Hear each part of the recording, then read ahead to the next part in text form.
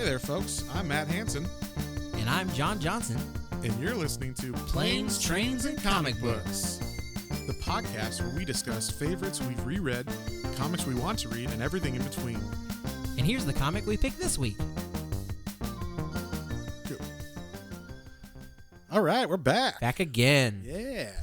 With another episode of Planes, Trains, and Comic Books. You guys are in for a special fucked up treat this time. We're actually going to talk about planes and trains. No. No. I mean, maybe the guy that we're going to talk about killed some people on some planes and trains or around those areas. Threw some bodies around some airports or something. No, I had to say something light because this is a fucked up. This is crazy. And it's true. And it's true. And it's true. So you're welcome for the nightmares. All right. Yes. This shit is it's gonna haunt you. It's gonna be deep. It's gonna go a little graphic. For maybe. real. I don't know. But So we've done some true crime before, and again, we both have a little history with it as far as my dad like loved watching true crime and like autopsy things, and so Right. I remember a lot of stories of like Ted Bundy, Ed Gein, John Wayne Gacy, things like that. right. But I didn't know much about this one, and it's fucked up that I didn't know much about this one because this is like the worst serial killer in the United States history. Yeah, and it's one of the reasons why I thought this would be a fun look. Fun luck. a fun look into, the most prolific serial killer in American history. And that is John Ridgway, the Green River Killer. Green River Killer. So that is the name of the book we did this week. It's called The Green River Killer. I didn't look at who put this book out, actually. It's I didn't see the group, but it's the comics by Jeff Jensen and the art's by Jonathan Case. Oh, okay. Yeah, and Jeff Jensen, now we should say, this book is written from the point of view of Tom Jensen, who is the father of Jim Jensen. So, like, this isn't like Torso, where Torso was like so we have some facts from the papers from the 20s or whatever, or the 30s. And, we're also throwing some characters in for fun to kind of make the story a little spicier. Then we're going to change the ending to give it some closure. No, this shit is like father telling son what happened and then him putting it in. Yeah. So, like, the dialogue may not be, it probably is not 100%. Well, but yeah, obviously he didn't know what his dad said in the 70s, but like, he got it from his dad's mouth. Yeah. This is kind of what happened. But Jesus Christ. It was pretty hardcore. I'm not saying who put this book out, but Dark Horse. Dark Horse Books put it out. Okay, cool. Good on them. They've done other things like Conan and whatnot. So, the good company. Hellboy. They did Hellboy as well. That's right. So one of the more, they're not indie anymore. Like, they're one of the more big ones. Like, you got, DC and Marvel, the two biggest, and then you got like Image and Dark Horse and Dynamite and some of the other ones, and they're more on par with each other. They're still up there. Like, if you go to a comic book store, they're gonna have a bunch of Dark Horse books on the shelf. Oh yeah. It's not like it's a rare or hard to find thing. So but yeah, so Dark Horse Books put this out, and I mean, this won Harvey Awards, and I don't know if it won Eisner's, but it was an award-winning book, and deservedly so. So I mean, Bendis did the forward too and was like a lot. Yeah, Bendis did the forward, who wrote Torso, and was like, "This is fucked up shit." Fucked up. Like, you please read this. Yeah. Like, oh my god. Yeah, I don't know if you looked at the back, where it had like all the the quotes from like who was like talking about it, and like Stephen King was like, "This has the scariest intro of anything I've ever read," or whatever. And I'm like, "Oh my gosh!" And then like pretty much every great comic writer around nowadays, or from like a couple years back, had like a quote being like, "This is fucking fantastic." So it's got like acclaim from around the industry, kind of thing. So for those of you who don't know, John Ridgway was a serial killer in the 80s. I guess his main time was like 1982 or 81 to like 87 or something like that. And then, but they're not 100% on everybody or every. And there may have been some more later, but 49 convicted on 49 murders, and he confessed to at least 71. Yeah. but he didn't give enough evidence for them to find or like he didn't give enough detail for them to find any evidence of those, so they can't confirm that that's true for the other ones. But he was in an honest mood when he was telling all this. And he also said he lost count. Yeah, he said like, oh, it's around 71. I mean, you tend to lose count. It's like when you're eating Pringles or something. You know, you're like, I don't know how many I ate. The can's gone. You know, once you pop, the fun don't stop. Which is exactly how this starts. Yes. So wow, that's fucked up, John. That's fucked up. I thought this was and before we start, we this is a serious subject, so we don't mean to offend or this is obviously we care that this dude killed people and they're talking about like he killed mostly prostitutes, or at least that's what he says. And those people are people, and they deserve all the respect. Oh yeah, we're in no means being joking lighthearted right now, just because of how serious this story gets, and by no means are we diminishing any of the victims or the victims' families. Like this is still something. I mean, and this is still something recent for some people because I mean, when he got caught and when this all ends, it was in the mid 2000s. Yeah, it's extremely recent history still. So, I mean, this is and still he's still in prison. Yeah, this is and he's still thinking of. Details that might help people find, missing people. So I mean, comedy is a good lighthearted way, for people to understand and get through things. But like, yeah, this is a fucked up story, and it is real, and it is for real people. So. Yeah. So I just wanted to say that so people know we're not just coming at this like, look at these, whatever. So anything said is said in, kind of in jest and not meant to minimize any of the actions taken by John Ridgway or the feelings felt from his survivors of his victims. So yeah, but this book starts off like just right out the gate. Like so it starts off, it says I think it's like prologue or whatever, and it says like it starts off, there's like a little kid playing and this like teenage boy. You're not sure exactly how old he is, but he's got a little wispy mustache, so you're like, okay, he's got a Letterman jacket on. It's like, oh, he must be like somewhat young. And he sees a boy playing who's like maybe 5 or 6, and he's like, hey, what are you doing, kid? And the kid's like, oh, I'm just playing out here. He's like, you play out here often? It's like, oh yeah. He's like, what does your dad do? Oh, my dad works at Boeing. What does your mom do? Oh, she stays at home. She noticed you're gone a lot? Oh, yeah, I'm always gone. She doesn't care, blah, blah, blah. And then he's like, why don't we build a fort in the woods? Yeah, we can be friends. Yeah. And then, he actually says, hey, can we be friends? And the kid's like, yeah, we'll be friends.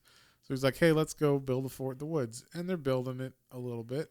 He's collecting wood and stuff and setting up a boundary. And, when the kid's got his back turned, I guess John says, "Hey, go get that piece of wood over there. It's going to be like good for the fence or whatever." And when the kid goes over there, he's like, "Hi, I think he said his name was Kurt. I think so. I think it's Kurt. He says, "I'm Kurt. What's your name?" And right when he said like, "What's your name?" you just see like John Ridgway walking up behind him like in the panels. And he had his hand in his pocket like the whole time. And he pulled out a knife and he just stabs the kid. Oh, man. The panel where the kid, like, he turns over and the kid says, like, why? Yeah, the reactions in the faces are very vivid. And John Ridgway just says, I just wanted to know what it felt like to kill someone. And then, like, walks away. Yeah, and the kid's, goes back face down. It's like, help, someone help. Like, yeah. But and luckily we find out. That kid did not die. Yes. So, but that was super messed up. But yeah. Wait, and that was in the 60s. I think it said it was 1961 that happened. So, like, John, has had issues from... This isn't like, he made it sound like when he was confessing later on, like, I just, I would have sex with them, and then they'd make me mad, and then I'd snap, and then I'd strangle them. Like, that's what happens. Kind of like it just happened. I didn't plan it. No, but like looking at a little bit of his background, he has all of the like check boxes Yeah. of the making of a serial killer. 100%. Like killing animals. He had like a screwed up family life. Stuff with his mom. Yeah, his mom. Like Yeah. his mom like used to like berate him, and then like also be like, oh, he's like something would happen and he may like get like a little roughed up or dirty. He'd be like, oh, you're dirty. You need to go clean yourself. But then she would like go and like clean him herself. Oh, really? Yeah. And I will say, like, I just read this book. I know John did a bunch more. Research. I like true crime. Yeah. And Yeah. as long as we can talk a little more about it, but long story short is like she was kind of like the start of his like weird like obsession with like things that shouldn't be, because like she would like make him clean him, or she would clean him even as he got older, and like she was scantily clad and dressed, and like she, you know, he would be almost not clothed or naked, and like so he kind of like, because she like belittled him, she like sexually abused him basically. Yeah, so. Like so he kind of like he was attracted to his own mother, and so like he was screwed up, and like his dad was verbally abusive too, but like he was also kind of like subservient to the mom a bit. Like the mom was definitely like the worst of the two. Yeah. So like there was this weird dynamic in the household. So yeah, he had a messed up childhood. Yeah, and I mean, you'd have to be, I would assume, too. Yeah. Very few people that I know of, like if you're a serial killer, there's always those tells generally. Like something had to have happened. I don't know if there's anyone who just snapped or something, but I don't think so. I don't think that's a common way of any, or like I don't think that's a way you become a serial killer. I think it has to be like methodical over time from like young childhood. Has to be just your like morality and consciousness and all that stuff has to be fucked up by your parents and other things that happen. And then also I think, you probably have to be born with some kind of like brain deficiency or some like trigger of like, I don't have empathy or whatever, and then you have a messed up family, which makes it so you don't ever grow empathy or work on that area at all. So, but yeah, so that's how it starts with him stabbing a child, which was what Stephen King said was terrifying. But yeah, and then this book does jump a bit around his dad's life, like future past kind of thing. And it just goes through like the life at the beginning is like real quick through the life of his dad, Tom.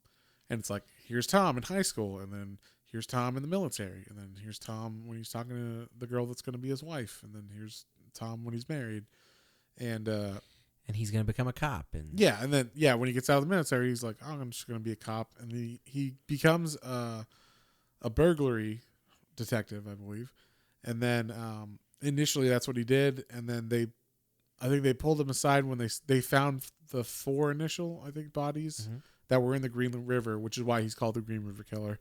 Actually, those are the only bodies I think that were found in the Green River, because after that, why everybody was looking at the Green River, so he stopped dumping the bodies there. But those were the first 4, and so they named him after that. And that was in 1982, I believe. Yeah, first body was 1982. Yeah.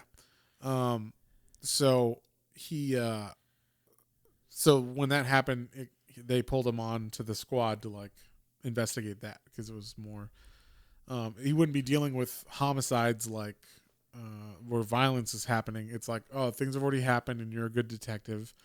So like you just help detect, you find clues and evidence in the crime scenes that are already here, like where we found the dead bodies and stuff. So, and I got to give it to Tom. Tom, from the moment he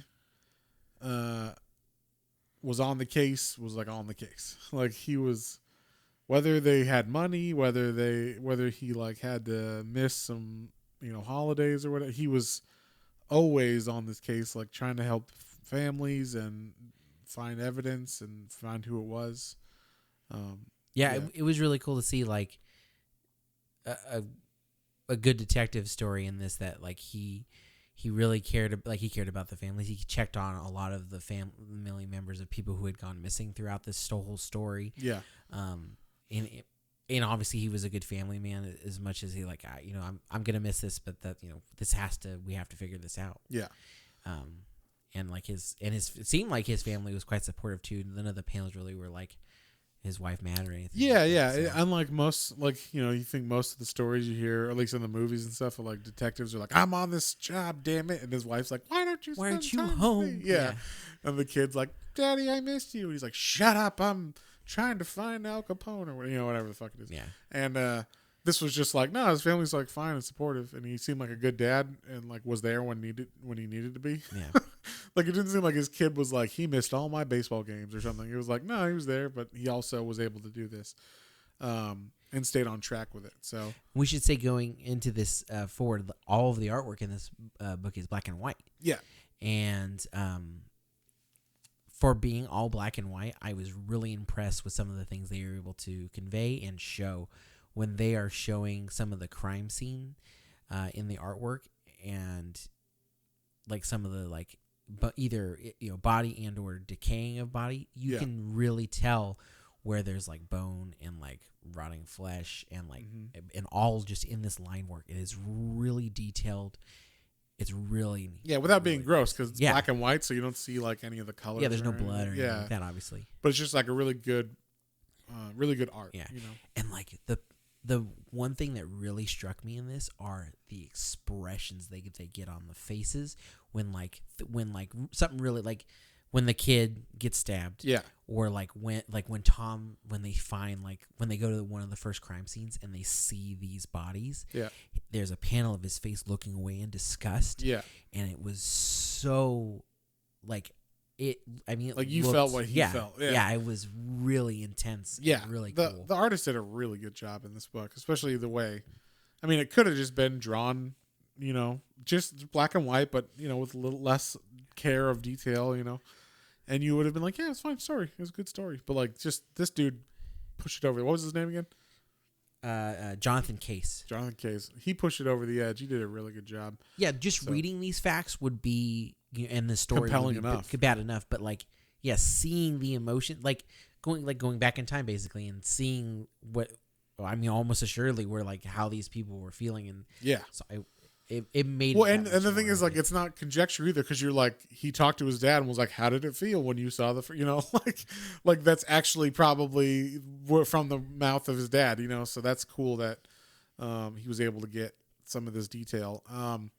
And then one of the things I liked about the artwork, which was cool, is sometimes they would cut between eras instead of saying like 1961 or whatever, like, instead of telling you what era it was, they would like, so we're in the 80s, and then they'd have a panel of Tom sitting down at his desk, and then he's got a mustache and he's got blonde hair and or light hair. Yeah, light hair. You can't tell what. It's not filled in, so you can't. Like you're just assuming it's blonde or light or something. And so he's sitting at his desk, and then the next panel is him at his desk still, but he's got a little more lines in his face, and his face is a little wider. And you're like, oh, he's older, so like this is a time jump forward or whatever. Yeah. So, and then maybe later, like maybe then he'll look down at the paper and it'll say 2003 or whatever on it. So, but I liked how they didn't like hold your hand for all of the. Oh yeah, if they had to really try to help you reference time, sometimes it'd also be like a song on the radio, or it would be a TV in the background. Yeah. Like, tonight on Jay Leno, or I saw a couple of those. Or like Nixon's president or something. Exactly. Like So. So yeah, they do that, or they did that well, I thought. And another thing I liked. This is what I liked a lot. So most of the story is just about. So in 2003, they arrested him. They got him on DNA, and they arrested him. And it just happened to be a random DNA sample that some cop at the time, like when they were investigating all these murders, they had thought like, okay, we think, we have a lot of suspects, but this one detective was like, it's got to be John Ridgway. I got to like hard on for this guy. It's got to be him. And so he just happened to be able to get him to give a DNA sample, like a cheek swab. Yeah. And then DNA it wasn't even a thing. It wasn't. It was like 1989 or something. Yeah. So it wasn't even like something on the radar of most people. And even if it was like, we have to burn the whole sample to get maybe a possible match or something. So he just had it. They put it in a fridge and held it there for like 15 years or whatever it was. And then then by that time we were able to clone the DNA, so we don't have to destroy the evidence, and then we can test it against him and his family or whatever, and then okay, so it's for sure him and his victims. And so that's how they found him. It was just there was some random DNA that this detective got because he thought it was possibly him. So good on that detective, and good on the people keeping the refrigerators going and stuff. And the, like a lot of true crime or a lot of cold cases rest on stuff like that, like evidence to be kept correctly in evidence lockers. And the place burned down. It's like, well, all that evidence is gone, kind of thing. So there's some stuff that like, you're just hoping a lot of the stuff in like fridges and gets taken care of and preserved, so that when they can actually do like the DNA sequencing on it, it'll be good, be viable. Yeah.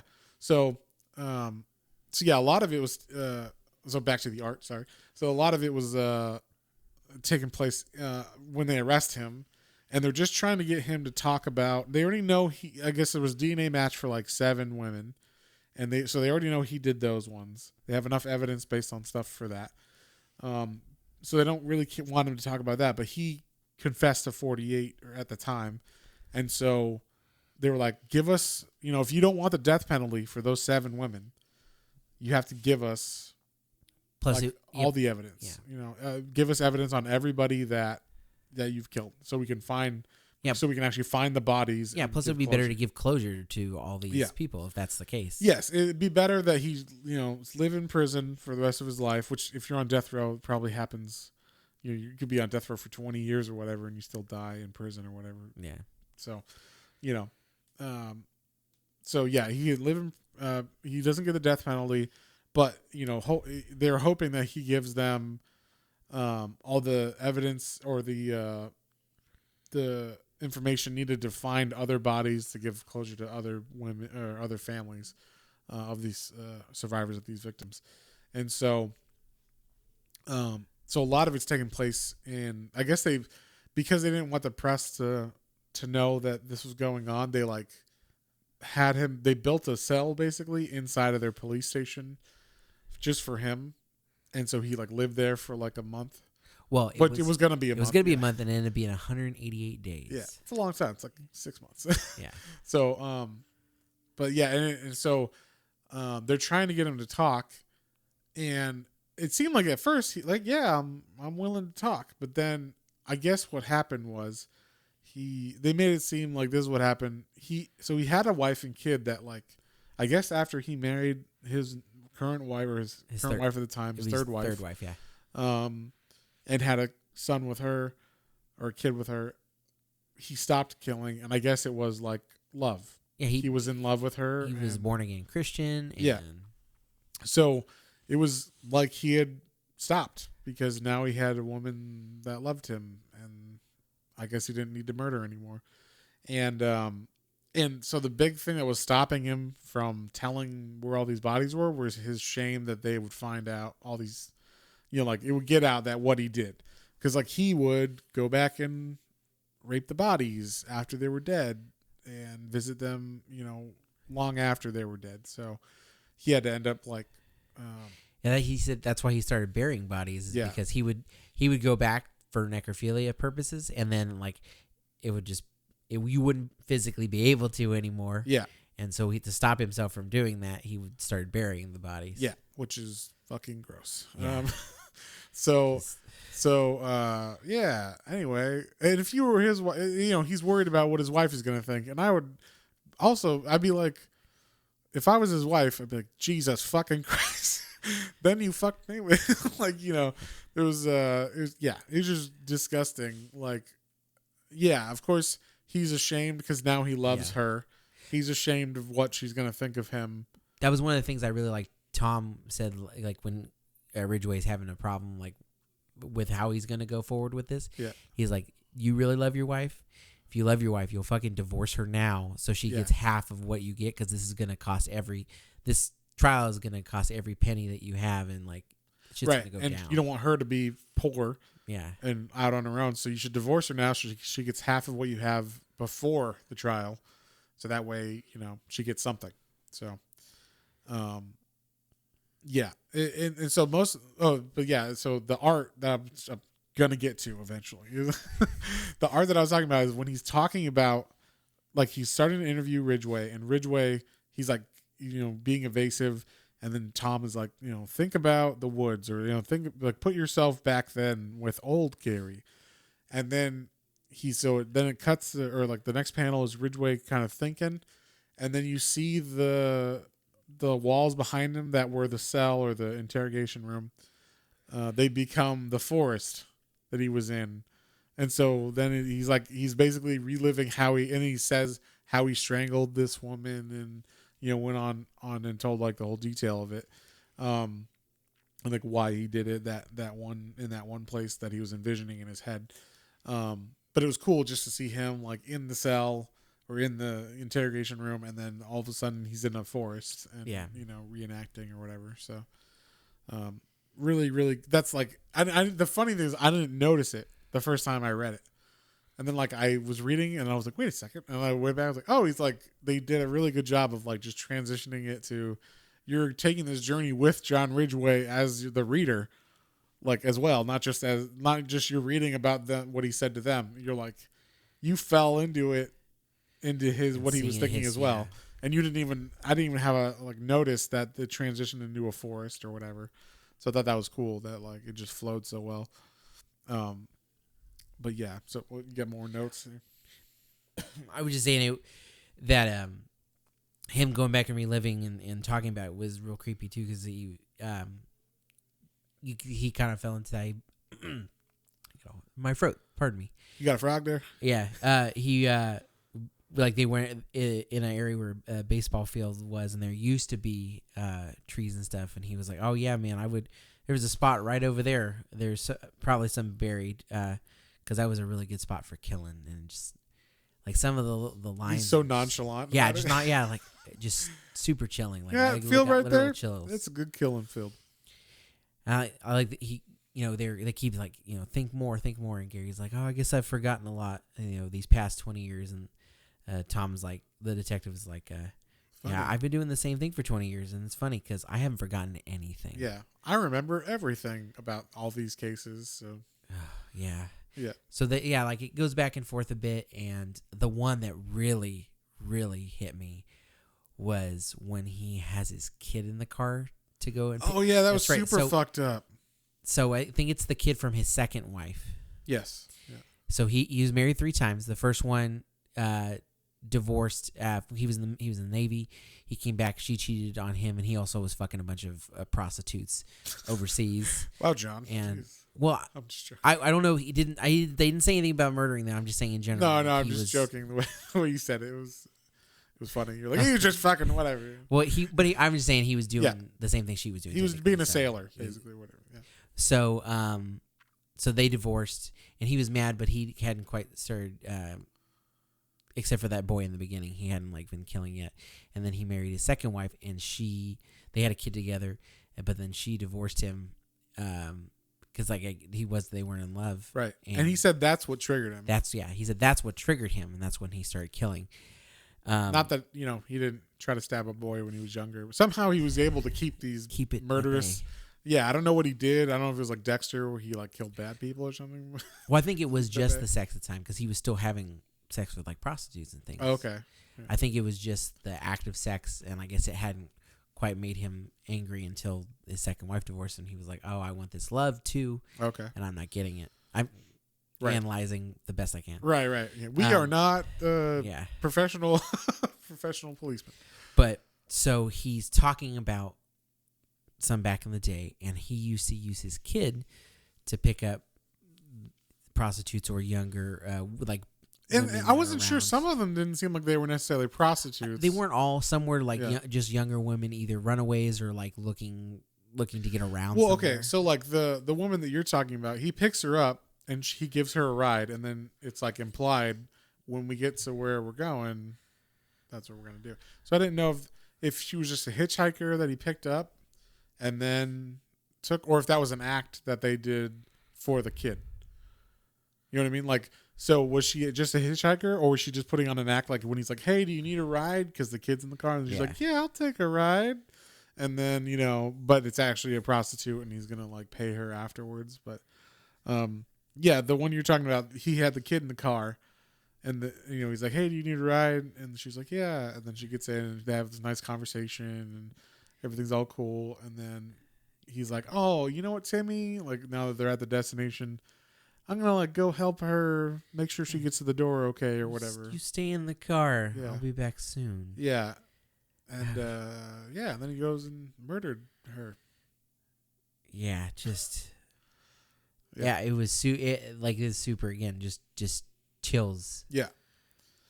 I mean, using your own kid as like bait to like be like, oh yeah, everything's fine, get in the car. Well, that's not too. I mean, that's happened before. I don't know if you know anything about the BTK killer or like some of these other serial killers, but like Dennis Rader who's the BTK killer.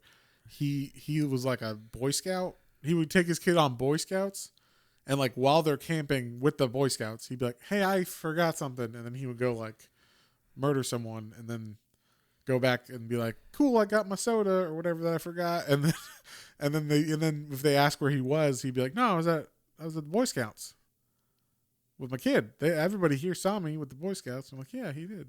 He was here." So it's like, alibi basically, but Man. yeah. It was super messed up. So John Ridgway also did that, but more blatantly upfront about it.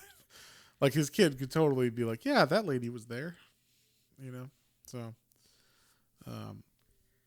yeah, just messed up stuff. What else did you read about this guy?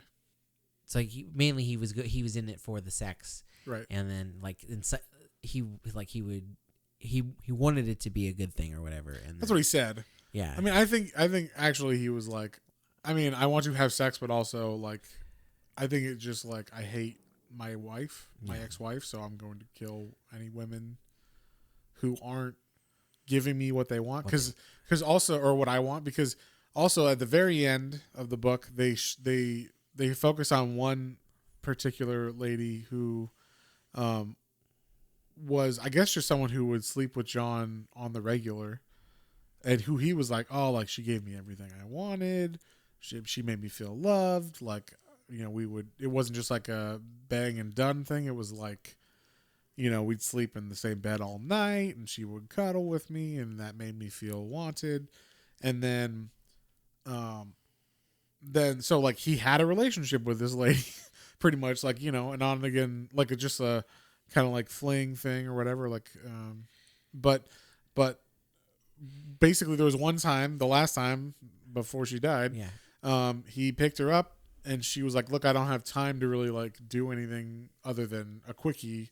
And he was like, that's fine. And then they had sex and then she was like, okay, I gotta go. And he's like, no, like you didn't do what I wanted, which is like be here all night and be here for me and blah, blah, blah. And he murdered her because of that. And it's like, but you knew, she said, like, I just wanted, I can't stay long. So, so it was all, I think it was just a cover for him. Like if they didn't give him what he needed emotionally, which, I don't know what his wife did, the third wife, but whatever the fuck she did, she must have been like the best wife ever, who was like very attentive and amazing to him, because for him to be like, I don't need to kill anybody ever again is like, I don't know what she did, but God bless her. Yeah. But that the one you were talking about there, her name is Christine King, right? And yes. the reason that one was so important, at least from the aspect of them talking about it, is they were like, why are you keep going back to one of your victims? Like, why would you have that? And he's talking about like getting what he wants or whatever. Yeah. And then they're like, but you knew, like you said, like you knew that going into that. She said that you wouldn't, but you still did, and then you strangled her. Yeah. And he's like, yeah, but I cried afterwards. I'm like, yeah, but that's, why did you do it? And they were like really pressing him, and then they finally gave him to say it was because I needed to kill. Yeah. It wasn't, I wanted to have sex, and they did something wrong, and I spur of the moment decided to kill him. It was like, no, I have an urge to kill, and if they don't do exactly what I need them to do to like make me feel loved, they're gonna die. Yeah. And that was super fucked up. I'm getting a frog in my throat from talking about this, and it's Yeah. like legitimate, because it's like, Jesus fucking Christ. Yeah. So, I mean, the book is the main story of this book is just the emotion that the dad, Tom Jensen, had to go through as the detective from, like, he's just a regular burglary guy who, like, got thrown onto this case. He got, like, I need to solve this case because it's important and there's so many victims. And he's talking to these parents and stuff. And then, like, it's basically about, like, the ups and downs that he goes through in his emotional life. And because his family life seemed to be pretty steady. Everything else seemed to be pretty steady, but it's just the toll that it took on him emotionally. Like, he took up smoking because of this, and he gave up smoking after he finally got, like, the confessions out of Ridgway and got him to say, I just like to kill people, all right? I just need to kill people. And so, like, it was him, like, his internal quest. He even calls it a quest. Like, it's kind of like his Don Quixote, like he's trying to do this thing that, seems like it might be impossible. It's so daunting. There were so many suspects over so much time and so many victims and everything. And that's one of the things that with the quest part of it is that I liked is I assume that that's true is that he said that he had a photo of his kid from when his that was too specific. It would have to be. Yeah, exactly. That his kid was in a play in Don Quixote, and I don't know if it was Don Quixote. It was some play though, where his kid was and it was something about overcoming the impossibleness on a quest, and like he said he would always look at that picture and it would give him inspiration. Yeah. So like I thought that was a nice, like, for something that's so dark and so shitty, like a little light of hope and touching in this. And he used positive stuff to help him get through this dark. Yeah, like even when he went back to visit, like, people who, like, he was on the, like, that people had been missing, and they were on the fence of, like, yeah, this is probably part of this case. Yeah. But, like, he would still check on them and go back and talk with them. Yeah. Like, even those, like, you could tell, like, he really felt for them and was really trying to do this for them as well, like, to give them this closure. Yeah, and it wasn't like, like in the movies and stuff you see, like, yeah, your kid's probably dead, man, or, like, stuff like he really cared. And, like, he even made, like, he goes to visit one of the moms at the very beginning of the book. And she's like, she sees him walking up. And she's like, no, my baby. And he's like, no, ma'am, I'm not here to, like, tell you any bad news. I just had a couple of follow-up questions or whatever. And so, like, she got freaked out. And so he's like, hey, here, look, we'll make a deal. Every time I'm going to come for just, like, follow-up stuff, I will call. And then if it's something bad, I can't give you notice. So, if I show up unannounced and walk up here that it's bad news. But he said, don't ever give up hope. Because, you never know. And he uses an example of, like, just last week, there was some family that thought their kid was presumed dead for 10 years. They found out she had a family. She was at this other place. She had run away or whatnot. But yeah, like, he always had hope, and he always tried to give hope to the families until they had 100%, like, DNA evidence. Like, this is your kid. This was one of the Green River Killer's victims. So, yeah, I mean, that was one of the unique things about this is it wasn't just about the Green River Killer. It was about Tom and his journey through all of this stuff. So, yeah, was there anything else you wanted to hit on it that we need to? Not particularly. I think the last little end note of the book with the son talking about, like, I was kind of sweet too. Is like he was making something up to his mom because there was a tiny weird coincidence that the chapel that the detective Tom and his wife got married is the same chapel that the Green River Killer and his first wife got married at, because they were both in the Navy. Yeah, so I think they just got married. It just happened to be at the same Navy. So chapel. Yeah, so it super soured it for his wife. So he took his wife after the case was all closed and took his wife to get remarried in Maui. And Maui, I think. It was Hawaii. So that was like a nice little sweet note to like really bring closure even for his family for this too. So that was cool. Yeah, and it was just like for like the heavy material. I mean, I think it helped because Tom is such like a good guy. it really helps you wade through all the horror that's, he's having to go through. And you get to travel with him because, generally everybody reading this should not also be a serial killer. Yeah. So you're like on Tom's side. You relate to Tom and you're like, I'm going through this with you. You're feeling all his emotions. Like I said, yeah, with the way that they drew the faces, you really, every time, like Tom rarely loses his temper in this too. Yeah. Like he's pretty straight and even. But seeing the emotions they convey in the face of him and then the parallel of no emotion. Right. On Ridgway's face. Every time Ridgway was he just stared at you. Yeah, Just fucking dead face. And like I said, after going and looking more at it, like they fucking captured that. Like, yeah. I mean, I guess when you do those kind of things, you don't really fucking have a soul anyway. So yeah, or whatever, yeah, whatever goes into it. But like just like the deadness of like your eyes. You got fucking shark eyes, man. Yeah, it's just dead eyes. So, but yeah, I mean, overall though, like.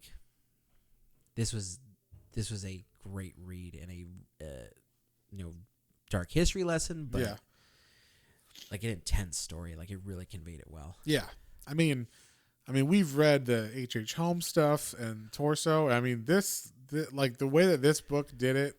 Not to take anything away from those, but like I think it's specifically because the author of this book has a personal connection to the case. And a very close connection, which is it's his dad fucking investigating it. So it's like you just really are like there. It's not just someone telling you. It's not a biography or anything. It's like not some guy that read it from 4 other sources on a newspaper or whatever. It's like for almost firsthand, it's secondhand, I guess, from his dad, but like almost firsthand, like what it was probably like to be on that case. So, with that said, what would you give this one, Joe? I mean, it with everything, with the way it like conveyed and made me feel, and like again, the art was able to convey so much with so little actual, just the drawing itself. Mm-hmm. I mean, it's pretty near perfect to me. I would say probably 9. 9? I really liked it. Yeah, I give this one a 9 too. It was like I'm trying to think the only thing that like what could make it a 10. I don't know what would make it a 10. It would have to be. It's the things that make me rate these books, like, or they give me the ratings in my head. I'm like, or like made me decide in it. Some like when you get above an 8, it could just be like things you don't even know are possible until someone does it. Yeah. But the way that this team worked out on this book, I mean, I think the only thing I think is maybe if the book wasn't black and white, maybe I don't know. I couldn't even tell you. No, I will say that the reason I don't go with like a perfect is that there were sometimes it was very rarely, but there was a couple panels, especially where they're going back and forth between Tom and Ridgway, that some of the shading necessarily wasn't there, and so Ridgway usually has all black hair, and then sometimes I guess it was conveying light or something. Yeah, light.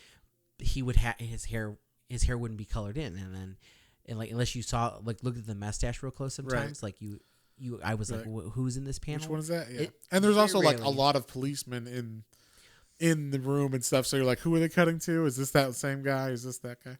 So yeah, I mean, maybe if there was more color, if it was color or whatever. But I think the indiness of this, or like the black and white, kind of allowed it to be different as well. Like it added to this specific story. And if it was color, it might not be. I think keeping it the black and white though gives it that. I don't know. Sometimes when things. Yeah, when they're too horrible, having that black and white almost makes it like more intense for me at least. Well, and it's kind of the opposite of Torso, which was like a lot of this story we're kind of making up because we don't know all the details. So in order to make this feel fucking real and grounded, here's the real crime scene photo. And you're like, whoa, like that's messed up. And it just happened to be black and white because it was in the 30s or 20s or whatever. But like, but to see that was like, wow, okay, this is real. Even though like some of this stuff obviously isn't, or we find out later it wasn't that grounded that. Whereas this is like, we know this is real. Yeah. This happened 10 years ago or whatever. So he's still alive in prison. And so one last thing, actually, one of the things you mentioned, I didn't even think of it until because we were talking about like how I knew all these other serial killers pretty well because of my dad, but why this one didn't stick out if it's so bad. Yeah, I forgot about this. Yeah, a lot of people don't know this, but they said it in the book. What were you gonna say? It was they captured him on September 20th. 10th. Or, sorry, September 10th. Yeah, wow. September 10th. 2001. 2001. And what happened the next day? Yeah. So 9/11 happened the day after this dude got captured. After the worst serial killer in American history. This is like national news. And it wasn't because it of wasn't because 9/11. 9/11. So like I would imagine if you lived in Washington, it was news all over the place. Probably. But because of 9/11 happening. Wait, did we say this was in like the Seattle area? Oh no, probably not. We talked about this a lot. The Green River Killer was in Seattle. Green River's in Seattle. So anyway, yeah. So. But yeah, like read the book to find all the details. Yes, but that was like I was like, wow, that's crazy coincidence. What a coincidence. Yeah, and there's weird. A lot of stuff happened. Like we just around important things happened the day before 9/11 or whatever. That's true. So. Yeah, there are a lot of little weird. We won't get into all conspiracies, but there's a lot of little weird things. Look into it, people. Conspiracy theories. All right. That's why we're doing a podcast. Yeah. God damn it. Yeah. They can't stop us here if we talk about it. Conspiracy cast. Planes, Trains, and Comic Books. Yeah, but for real, the government's shutting us down. But that was wow. I was like, wow, that makes sense. Why this wasn't a bigger thing that like people know and talk about a lot more. Yeah, because I didn't know who he was until I listened to a lot of true crime podcasts, and I was listening to the last podcast on the left, which is they're a little bit more comedy oriented about this stuff. So if you didn't like that comedy aspect of our podcast, probably don't listen to theirs. Yeah. But if you're okay with that, we'll give it a listen. It was a while back because they have such a big catalog. I think they're all like 300 episodes or something. So. But they did one on John, or I think it might have been one or two on John Ridgway, and and what they said was he stopped killing because of the power of love, and every time they would bring that up, they would play a little clip of "That's the Power of Love." Yeah, the little Huey Lewis song from Back to the Future. Which made me laugh so fucking hard. Like every time they would talk about it, it's the power of love. Like they just put that little clip in, and it made me laugh so hard.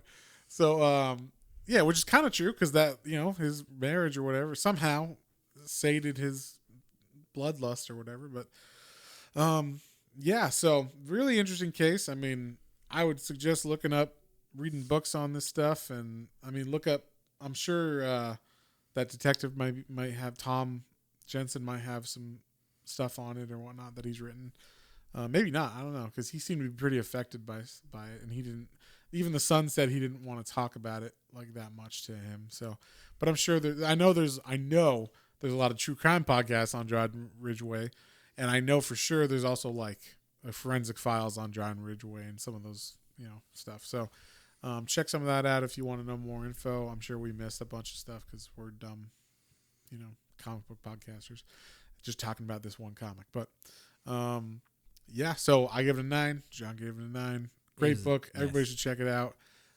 Fucked up story, and we're, all our hearts go out to all the victims and families of the victims. So, but good comic and a really good, like different kind of exploration on the story because it's from the point of view of the main detective. So, on that, I guess we're out of here. Yep. We'll see you in the next one. Have a good one. Bye. Bye. Well, folks, hope you enjoyed that episode. If you did and you'd like to follow us on social media, our Facebook is Planes, Trains, and Comic Books, and our Instagram is @Planes, Trains, and Comic Books, all one word. And be sure to like, share, and subscribe for more recommendations to add to your weekly pull list. Thanks for listening, and we'll see you next time.